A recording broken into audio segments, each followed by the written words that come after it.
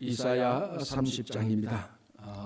이사야 30장은 유다 백성들이 아수르가 쳐들어왔을 때 애굽과 동맹하려는 것, 이거 지금 계속해서 반복합니다. 왜냐하면 이사야 선지자가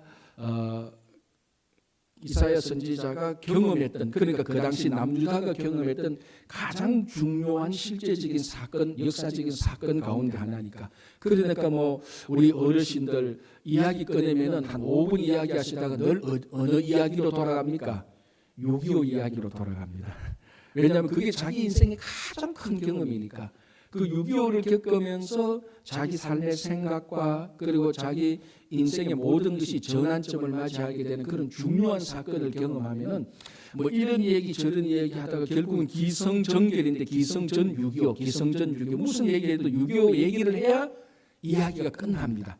그거하고 똑같이 이사야 선지자는 남유다에 선포를 할 때 무슨 얘기를 해도 아수르 왕 사네립이 남유다에 쳐들어왔을 때 그때 이스라엘 백성, 그때 유다 백성들이 어떤 행동을 취했느냐, 그리고 하나님께서 이 아수르 왕 사네립으로부터 어떻게 보호해 주냐, 이것을 이 경험에 근거하여서 우리가 하나님께 어떻게 살아가야 될 것인가, 그리고 이 경험에 근거하여서 앞으로도 이와 유사한 일이 일어났을 때 우리가 어떻게 해야 되느냐, 그것이 자기 경험에 기초해서 하나님께서 이제 이사야 선지자에게 예언의 말씀을 전하게 하는 겁니다. 이제 오늘 이사야 30장은 바로 그 경험의 어떻게 보면 결정판입니다.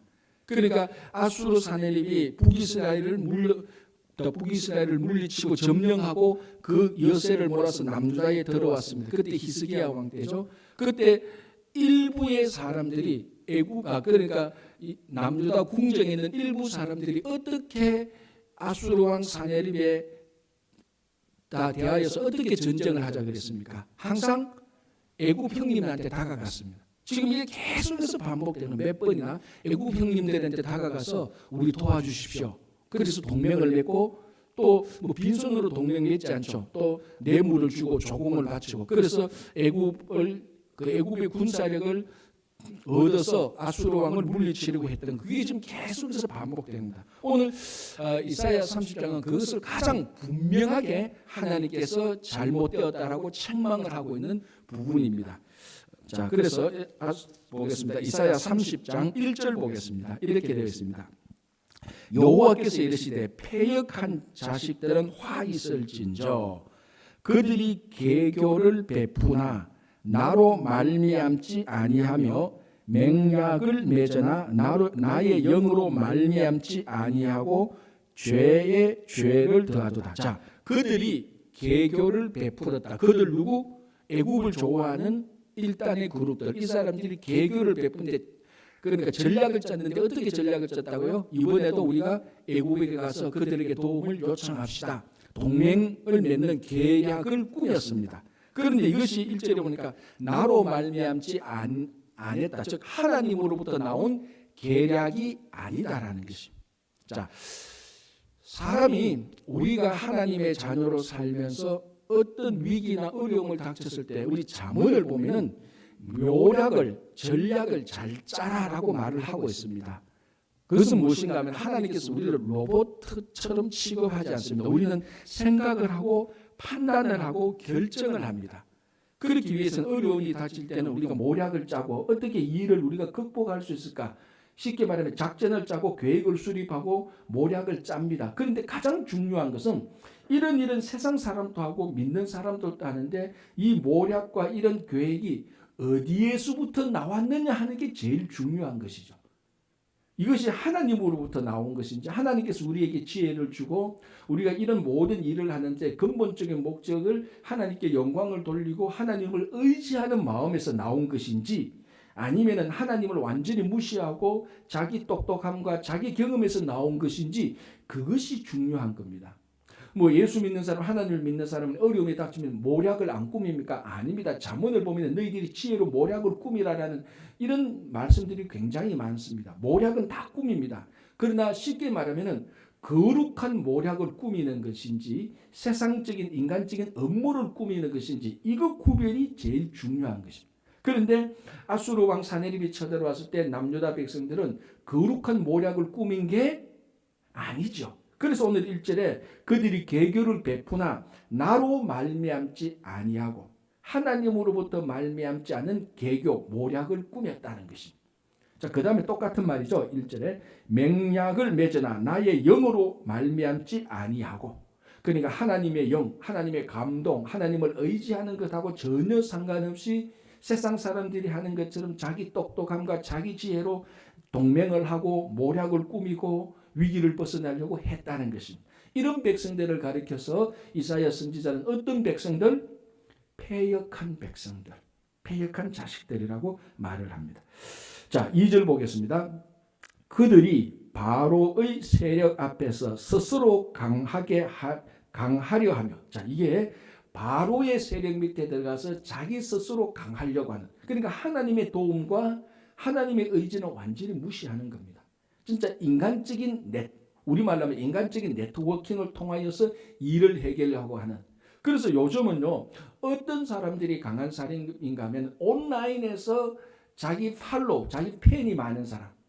요즘은 누가 제일 강한 사람인가 하면 내가 유튜브를 만들었는데 내 구독자가 제일 많은 사람. 내가 유튜브 만들었는데 얼마나 많이 내 유튜브를 많이 봤는가. 그거 많은 사람이 요즘은 최고예요. 특별히 코로나 팬데믹을 맞이하면서. 그러니까 어떤 사람이 강한 사람인지 어떤 사람이 최고 인기가 있는지 이 개념이 완전히 지금 바뀌고 있습니다. 그러나 그때부터나 지금부터나 사람이 늘 이게 온라인이든 오프라인이든지 하나님께서 바라는 것은 유튜브를 하든지 무엇을 하든지 간에 그 근본 출발점이 하나님을 의지하고 하는지 안 하는지 그게 제일 중요한 것이라는 것이에요. 그래서 오늘 또 바로의 세력 밑에 들어서 스스로 강하게 하려 하나님을 의지하지 않고, 그러니까 요즘 젊은이들이 온라인을 하고 유튜브를 만들고 다 좋습니다. 그거 당연히 이 시대가 그거 해야 되죠. 그러나 거기에서부터 그 출발점과 그 근본적인 마음도 하나님을 위한 하나님의 영에서 하나님의 마음에서 출발한 것인지 아닌지, 그거 이제 분별이 중요한 것입니다. 그래서 2절에 그들이 바로의 세력 안에서 스스로 강하려 하여 애굽의 그늘에 피하려 하여 애굽으로 내려가서되 나의 입에 묻지 아니하였도다. 하나님한테 한마디도 묻지 않고 애굽에 내려가서 애굽의 그늘에 피했습니다. 자, 우리가 시편을 보면은 우리가 어렵고 힘들 때 주님의 날개 그늘 아래 피하여야 된다는 것을 매번 몇 번이나 얘기하고 있습니다. 우리가 피할 그늘은 주님의 날개 그늘 아래지 애굽의 그늘이 아닙니다. 왜 애굽의 그늘로 갔는가? 하나님한테 묻지 않고 자기 스스로 강하려고, 그리고 자기가 이미 옛날부터 구축해 놓은 네트워킹, 인간관계, 그거를 다 의지하니까 이런 결과가 되는 것입니다. 그게 오늘날 일반 사람들이 살고 있는 삶의 모습들입니다. 그런 걸 또 잘하는 사람이 사회적인 영향력이 있다라고 말을 합니다. 그러나 우리는 그 모든 것이 근본에 하나님에게 묻고 하나님으로부터 나온 것이어야 되는 것이 성도의 삶의 모습이죠. 자, 3절. 그러므로 바로의 세력이 너희의 수치가 되며 애굽의 그늘의 피함이 너희의 수욕이 될 것이라. 이제 역전이 나타나는 거죠. 반전이 나타나는 거죠. 너희들이 하나님한테 묻지 않고 애굽의 그늘에 피하고 애굽의 세력 안에서 스스로 강하려고 했지만 그 애굽 자체가 수치가 되고 수욕이 될 것이다 라고 말을. 그러니까 자기들이 의지했던 큰 형님 애굽이 하나님으로부터 수치를 당하면은 그 애굽을 의지했던 사람들은 당연히 수치와 수욕을 당하는 것이죠. 그죠? 4절에 그 고관들이 소환에 있고 그 사신이 하네스에 이르렀으나, 그러니까 소환, 하네스는 애굽에 있는 이제 사신들이 머무는 곳이겠죠. 사신들이 오면 그곳에 이제 사신들이 와서 그곳에서 이제 애굽의 고관들하고 같이 동맹을 맺는 이런 장소일 겁니다. 소환과 하네스. 사실 이런 사신들이 머물 곳은 소환과 하네스가 아니고 어디에 머물러 있어야 됩니까? 시온에 머물러 있어야 되는 거죠. 구약의 어떤 지리적인 위치를 말하자면은 시온에 머물러 있어야 됩니다. 시온에는 하나님의 집이 있고 하나님께서 시온을 보살핀다고 생각했으니까. 그러니까 아수르 왕이 시온에 막 쳐들어오니까 시온에 있던 사람들이 시온에 있지 않고 소환과 하네스로 가버린 겁니다. 이게 얼마나 아이러니한 것입니까? 소환과 하네스에 있던 사람들이 시온이 와야 되는 것이, 그 시온이 와야 되는 게 정상인데 시온에 있는 사람들이 소환과 하네스로 가버렸어요. 그러니까 이게 수치와 수욕을 당하고도 남을 일이죠. 그죠? 자, 그렇게 해서 이제 계속해서 애굽을 의지하려고 이제 애굽으로 내려가는 이런 사람들의 모습을 보여주는데 6절을 보시기 바랍니다. 이제 그걸 아주 리얼하게 애굽을 의지하러 가는 그 사람들을 아주 리얼하게 증거하면서 그 사람들의 모양을 말하고 있습니다. 6절 7절을 읽어볼게요. 네겝 짐승들에 관한 경고라. 자, 이게 뭡니까? 네겝 짐승들. 네겝이 뭡니까? 이게 지명 이름인 거예요. 그러니까 이 네겝이 사람 이름도 아니고 괴물 이름도 아니고 아이스크림 이름도 아니고 네겝, 남방에 있는 남쪽에 있는 지명 가운데 하나가 네겝입니다. 그래서 우리가 한글 개혁판, 지금 우리 보는 게 개혁 개정판, 한글 개혁판, 우리 앞에 봤던 성경을 보면은 남방 짐승에 관한 경고라 이렇게 말을 하고 있습니다. 그러니까 남방 짐승들, 이 남방 짐승들, 네겝 짐승들은 무슨 짐승들입니까?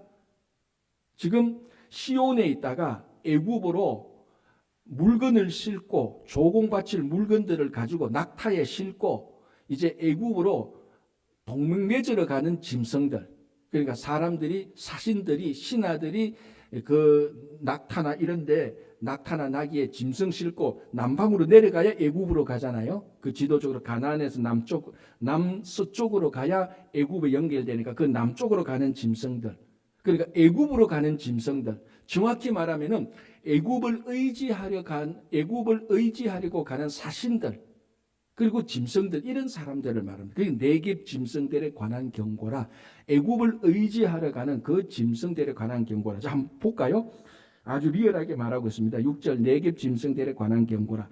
사신들이 그들의 재물을 어린 나귀 등에 싣고 그들의 보물을 낙타 안장에 얹고 암사자와 수사자와 독사와 및 날아다니는 불뱀이 나오는 위험하고 공고한 땅을 지나.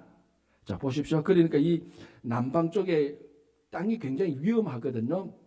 이제 뭐 상제주 수사자, 암사자, 불뱀이 있는 그쪽, 그 남쪽으로 내려가면 애굽으로 내려가는 그쪽에 광야가 있고 뜨겁고 밤에는 뭐 춥고 낮에는 뜨겁고 또 삼진성이 나타나고 이런 지역입니다. 그 위험한 지역을 뚫고 사신들이 나귀와 낙타에 애굽에 바칠 귀한 보물들을 다 싣고 그 위험한 지역을 뚫고 애굽을 의지하러 갑니다. 자, 그거에 관하여서 6절 마지막에 무익한 민족에게 갔으나. 그러니까 이게 어리석고 어리석은 일이죠. 이렇게 수고하고 애쓰면 유익한 민족에게로 가야 되잖아요. 자기들 재산 다 모아가지고 나귀에 싣고 그렇게 위험한 땅을 통과해서 가는데 결과는 뭡니까? 헛방. 아무것도 없다는 겁니다. 그 헛방 무익한 민족에게 간다는 것이. 이게 어떻게 보면은 한평생 이렇게 살아가는 사람들이 있습니다. 어떻게 보면은. 그렇잖아요. 정말 수고하고 애쓰고 온갖 환난과 핍박과 이런 것을 다 뚫고 가는데 가만히 보면 삶의 목적이 없어. 그래서 나중에 70, 80 다 되면은 내가 왜 이렇게 수고했지? 내가 뭘 위해서 이렇게 했지? 갑자기 인생이 막 무너지기 시작하는 겁니다. 그래서 무익한 민족에게 나중에 생각하면 자기 인생이 무익하게 되는 거예요. 이 핵심은 뭡니까? 이쪽으로 가면 안 되는 거죠. 시온에 남아있어야 되는, 하나님이 있는 곳이 함께 하고 있어야 되는 겁니다. 이게 제일 중요한 겁니다. 자, 그래서 보십시오. 7절에 뭐라고 말합니까? 애굽의 도움은 헛되고 무익하다. 이 헛되고 무익하다는 말 가만히 생각해 보십시오. 우리가 전도서 할 때 많이 반복했던 단어지 않습니까? 헛되다. 인생의 모든 수고와 이런 유익은 무익한 것이라. 그러니까 이 헛되고 무익하다는 것이 전도서의 전도자 솔로몬이 인생 살아봤자 하나님 없는 인생 살아봤자 헛되고 하나님 없이 아무리 수고하고 하나님 없이 아무리 환난받고 핍박받아봤자 무익하다 그런 것이. 그게 전도서의 주제였잖아요. 그런데 가만히 보니까 애굽으로 가는 이 사신들의 발길들 얼마나 수고합니까? 재산 다 모아가지고 수사자, 암사자 있는 그 불뱀이 나라는 그 땅을 통과합니다. 그러나 결과는 뭡니까? 하나님이 없는 곳으로 가니까 무익한 곳으로 가는 거예요. 이 어떻게 보면 이 6절, 7절을 보면 전도서에서 전도자가 했던 헛된 인생을 사는 거하고 똑같습니다. 그 기준은 뭡니까? 하나님이죠. 우리가 평생 하나님과 같이 살았는데 내 손에 아무것도 없다. 그거 괜찮아요. 하나님과 함께 살았는데 내 손에 아무것도 없다. 그거 정말 괜찮아요. 그러나 열심히 수고하고 있는데 재산은 좀 모았는데 어느 날 눈 뜨니까 하나님이 없어. 자기 삶에. 그거 다 무익한 겁니다. 그렇죠? 자, 그래서 뭐라고 말합니까? 7절에 그러므로 내가 애굽을 가만히 앉은 라합이라 일컬었다. 자, 여기서 라합은 사람이 아닙니다. 우리 그 여리고 성에 있었던 기생 라합, 구원받은 이방민족 라합이 아닙니다. 그 생각하면 큰 오산. 여기서 라합은 바다 괴물 짐승 같은 것입니다. 우리가 어떤 리바이든 앞에서 나오던 리바이든과 같은 바다 짐승, 뭐 악어와 같고 큰 뱀과 같은 아나콘다와 같은 이런 좀 뭐랍니까? 어쨌든 큰 괴물과 같은 짐승, 이런 짐승을 말합니다. 이미 앞에서 리바이든 나왔는데 같은 급으로 라합입니다. 그런데 뭡니까? 라합은 굉장히 무섭잖아요. 굉장히 뭐 힘도 있고. 그래서 이런 라합은 항상 우리 애굽의 전성을 보면은 애굽의 신들이 이 지상을 다스리려고 하는데 늘 문제 중에 하나가 이런 라합과 리바이든과 같은 짐승들입니다. 워낙 거세게 날뛰니까 신들도 어떻게 컨트롤을 잘 못했어요. 그만큼 무시무시한 짐승들입니다. 그러니까 신들이 컨트롤 못하는 짐승이니까 사람들에게는 얼마나 무섭겠습니까? 그죠? 그런데 앞에 뭐라고 했습니까? 가만히 앉은 라합이다. 가만히 앉은 라합, 우리나라 말로 뭐하고 똑같습니까? 종이 호랑이. 똑같다. 그러니까 호랑이 처음 보면 무서운데 가만 보니까 종이로 돼서 아무도 종이 호랑이를 무서워하지 않습니다. 지금 애굽이 하나님께서 보실 때는 종이 호랑이와 같은 그런 존재인데 이 남유다가 어려움에 처하니까 재산 다 끌고 모아가지고 그 위험한 지역을 통과해서 종이 호랑이한테 찾아간다는 겁니다. 그러니까 헛되고 무익한 거죠. 그게 지금 이사야 선지자가 그런 것을 경험하면서 이 유다의 백성들의 잘못된 신앙을 책망하고 있습니다. 우리 인생하고 하나 다를 바 없습니다. 우리는 영원토록 그리스도 안에서 우리는 머물러 있을 때 우리 손에 뭔가 있고 없고가 중요한 것은 우리가 어디에 있느냐가 중요합니다. 자, 오늘 이 백성들, 애굽으로 가는 백성들 제일 중요한 건 뭡니까? 재물을 모아가지고 나귀에 싣고 그거 아니죠. 애굽으로 내려가는 게 제일 잘못된 겁니다. 시온에 머물러 있어야 되는 겁니다. 자, 그래서 오늘 보십시오.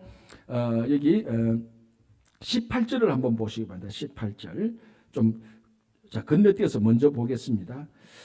그러나 여호와께서 기다리시나니 이는 너희에게 은혜를 베풀려 하시며 일어나시리니 이는 너희를 긍휼히 여기려 하심이라. 대저 여호와는 정의의 하나님이심이라. 그를 기다리는 자마다 복이 있도다. 19절 시온에 거주하며 예루살렘에 거주하는 백성아 너는 다시 통곡하지 아니할 것이라. 어디에 있어야 된다고요? 시온에 거하며 여호와를 기다리는 자가 복이 있는 것이지. 여러분 재산 발발이 모아가지고 그 어려운 남방으로 가지 않아도 돼요. 괜찮아요. 아니 그 가면 안 돼요. 오히려 있는 시온에 우리가 그리스도 안에서 계속 머물러 있으면서 계속 하나님을 기다리는 자에게 복이 있다고 말합니다. 그러니까 헛되게 수고하는 사람들, 수고는 많이 하는데 애는 쓰는데 열매는 하나도 없어. 무익하고. 그래서 헛되고 무익하다라고 말합니다. 이게 성경이 말하는, 이게 잠언과 전도서가 말하는 지혜의 본질입니다. 열심히 수고했습니다. 나중에 하나님 나라 가보니까 열매가 하나도 없어. 그러나 늘 그리스도 안에 머물면서 기다리고 하나님과 동행하며 예배를 드리고 기쁨을 누리며 살았는데 뭐 그냥 평범하게 살아요. 그냥 이 세상에 살 때 뭐 큰 집안이 있는 것도 아니고 큰 뭐 유명세를 떨치고 있는 거 아니고 많은 사람이 그 옆에서 많은 사람이 모은 것도 아니고. 그런데 하나님 나라 가니까 늘 시온에 머무는 그리스도 안에 머무는 사람들에게 신앙의 유익한 열매가 많다는 것이 드러날 것입니다. 그래서 자, 다시 8절로 돌아가겠습니다. 이제 가서 백성 앞에서 서판에 기록하며 책에 써서 후세에 영원히 있게 하라. 뭘? 이 사건들. 아수르 왕이 쳐들어왔을 때 애굽으로 내려간 사람들이 그 가만히 앉은 라합 종이 호랑이와 같은 그 애굽에 내려가서 나중에 망하게 된 것을 잘 기록하여서 나중에 후세들에게 신앙의 모범을 삼아라 이 말입니다. 그걸 잘 기록해서 신앙의 모범으로 삼았기 때문에 오늘날 우리가 이 내용을 알고 있는 거죠. 그죠? 그래서 중요한 내용입니다. 자, 다시 보십시오. 9절에 대저 이는 패역한 백성이요. 아까 1절에서 30장 1절에서 패역한 백성이라고 이미 지칭을 했습니다. 그러니까 시온에 있지 않고 애굽으로 내려가는 백성들, 패역한 백성들이죠.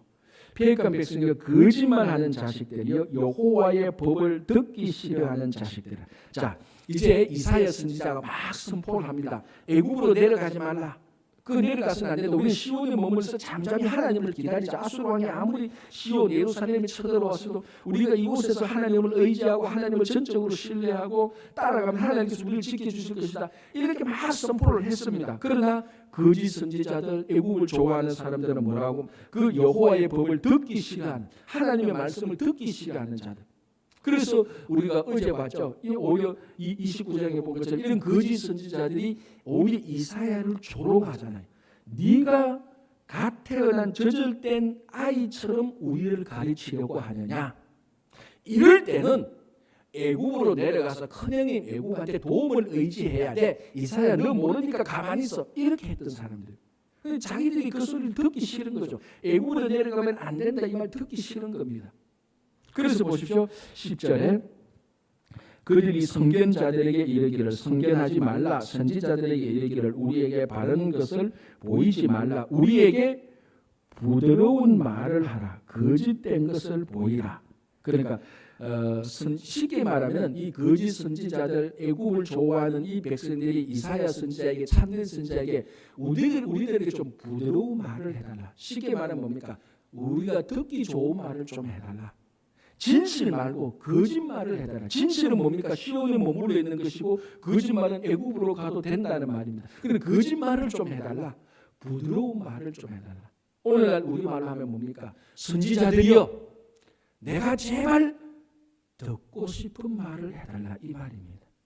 그러니까 선지자들은 백성들이 듣고 싶은 말을 하는 게 선지자입니까? 아니죠.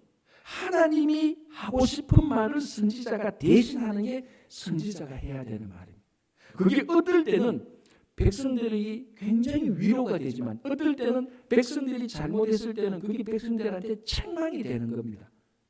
그게 선지자들이 근본적으로 하는 말인데 이 당시 애굽을 좋아하고 하나님을 의지하는 사람들은 그냥 우리들에게 부드러운 말만 해달라. 우리가 좋아할 거다. 그리고 진실은 하지 말고 거짓말을 해달라. 그렇게 하는 거죠. 이게 오늘날 이제 계속해서 설교자와 또는 선지자와 듣는 자들 사이에 갈등이 있는 거죠. 사실 모든 설교자는 설교자가 설교를 했을 때 그 백성들이 듣고 좋아하기를 바랍니다. 그 100%죠. 그런데 설교자가 말하는데 그 사람들 듣고 막 괴로워하는 걸 보면은 설교자도 괴로운 거예요. 그런 말을 안 하고 싶은 거예요. 그러나 진짜 설교자와 선지자는 그럼에도 불구하고 하나님께서 하시는 말씀을 그대로 말을 해야 되는 겁니다. 여기에 이제 설교자나 선지자의 갈등이 있는 거죠. 그래서 예레미야는 이걸 그대로 말했던 사람입니다. 가장 대표적으로. 그 말이 뭡니까? 이번에는 하나님께서 이스라엘을 심판하고 난 다음에 회복할 것이다. 그런데 거짓 선지자는 그걸 듣기 싫은 거예요. 그냥 우리들에게 좋은 말만 해달라. 평강 해달라. 거기에 이제 예레미야에서 극단적으로 나타나는데 이사야에서도 똑같습니다. 사실. 그렇죠? 이미 거짓 선지자들이 부드러운 말을 해달라고 계속 요청하고 있는 거죠. 자, 그러나 8절에서 이제 14절까지 보면은 하나님께서 애굽을 의지하는 이런 것과 이런 사람들에게는 심판을 할 것이라고 말하는데요. 14절 한번 볼게요. 그가 이 나라를 무너뜨리시되, 그러니까 결국 애굽을 의지하고 하는 이 유다도 나중에 바벨론을 통해서 무너뜨리잖아요, 그죠? 그가 이 나라를 무너뜨리시되 토기장이가 그릇을 깨트림 같이 아낌없이 부수시리니 완전히 토기장이가 토기를 만드는데 이게 잘못된 토기입니다. 토기장이가 미련 없이 깨는 거예요. 야, 이게 잘못된 토기에 미련 없이 깨는 겁니다. 그처럼 하나님께서 유다 백성들을 하나님의 거룩하고 구별된, 하나님의 특별히 구별된 거룩한 백성으로 토기장이가 토기를 만드시 빚었는데 보니까 이게 잘못된 토기야. 잘못된 백성이야. 어떻게 합니까? 깨는 거죠. 그 이사야 선지자가 이미 앞에서 말했습니다. 포도원을 만들고 극상품 열매를 맺는 포도를 심었는데 뭘 맺었다? 들포도나무. 그러니까 극상품을 심었는데 제일 질 나쁜 포도가 열매했습니다. 그러니까 토기장이가 제일 좋은 토기를 만들려고 잘 수고했는데 이게 나쁜 토기가 만들어서 어떻게 합니까? 그냥 깨는 겁니다. 그게 심판의 메시지를 말하는 거죠. 자, 15절 주 여호와 이스라엘의 거룩하신 이가 이같이 말씀하시되 너희가 돌이켜 조용히 있어야 구원을 얻을 것이요 잠잠하고 신뢰하여야 힘을 얻을 것이거늘 너희가 원하지 아니하고 이러기를 아니하라. 그러니까 이제 구원의 원리를 말하는 것이죠. 애굽으로 가서 뭐 짐승 데리고 와서 보물 심고 남방으로 가고 그런 어려운 걸 할 게 아니고 그냥 조용히 하나님을 기다리라는 겁니다. 어떤 사람들한테는 이 기다리는 게 제일 힘들어요. 그렇잖아요, 그죠? 저는 식당에 가서 밥 먹기 위해서 줄 서는 게 그게 기다리기 제일 힘들어요. 저는 솔직히 저는 그게 제일 힘들어요. 사람마다 다른데 다른 거는 기다릴 수 있는데 식당에 갔는데 사람들이 많아가지고 물어봅니다. 몇 분 기다리래요? 15분 기다려야 되고 저는 그 하루 20분씩 기다리는 것보다 더 힘든 거예요. 그래서 저는 늘 집사람한테 다른 데 가자, 다른 데 가자. 이 기다리는 게 참 힘들어요. 그런데 확신하면은 기다릴 수 있습니다. 그래서 구원은 뭡니까? 여호와를 확신하고 조용히 기다리라. 잠잠히 기다려. 그 속에는 전적으로 하나님을 의뢰하는, 확신하는 것이 같이 연결되어 있습니다. 그렇죠? 자, 그래서 18절로 바로 넘어가겠습니다. 이게 그대로 나타나는데요.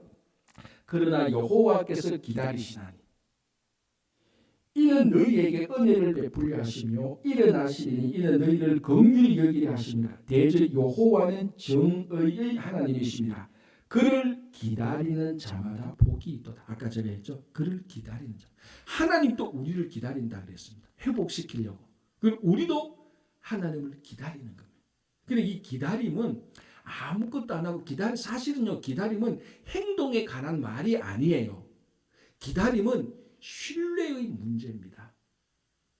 그러니까 우리가 이 기다린다고 말하는 것은 어떤 생각이 있는가 하면 열심히 부지런히 움직이고 활동하고 그 반대로 기다리는 거라고 생각하는데 성경에서 기다림은 열심히 행동하는 활동하는 것의 반대의 기다림의 개념이 아니에요. 불신의 반대로서 확신의 개념으로서 기다리는 것입니다. 그리고 이거는 여호와를 기다린다? 아무 일도 안 한다. 그 개념이 아니고 하나님을 전적으로 신뢰한다는 것입니다. 그래서 여호와를 기다리라. 우리가 아무것도 안 해도 돼요. 그게 아니고 여호와를 신뢰하라는 것입니다. 그래서 여호와를 기다리는 자마다 복이 있다. 이 사람들이 하나님으로부터 은혜를 받는다라고 말을 하는 것입니다. 그죠? 자, 좀 건너뛰어서요. 26절 보겠습니다. 여호와께서 자기 백성의 상처를 싸매시며 그들의 맞은 자리를 고치시는 날에는 달빛은 햇빛 같겠고 햇빛은 7배가 되어 7날의 빛과 같으리라. 여호와께서 자기 백성의 상처를 싸매시며, 근데 이 상처는 또 누가 낸 겁니까? 하나님이 낸 거예요. 그래서 호세아 보면 여호와께서 우리를 치셨지만 하나님께서 다시 우리를 싸매어 주실 것이다. 그래서 제가 가끔 얘기하잖아요. 하나님은 병 주고 약 주는 분이에요. 사실은 진짜 그래요. 하나님께서 우리를 치기도 하고 쳐놓고 다시 회복시켜요. 그러나 우리를 약 올리려고 병 주고 약 주고 속이려고 병 주고 약 주는 게 아니고, 병 주고는 우리 잘못 때문에 하나님께서 병을 주는 거예요. 그런데 약 주는 것은 하나님의 은혜 때문에 약을 주는 거예요.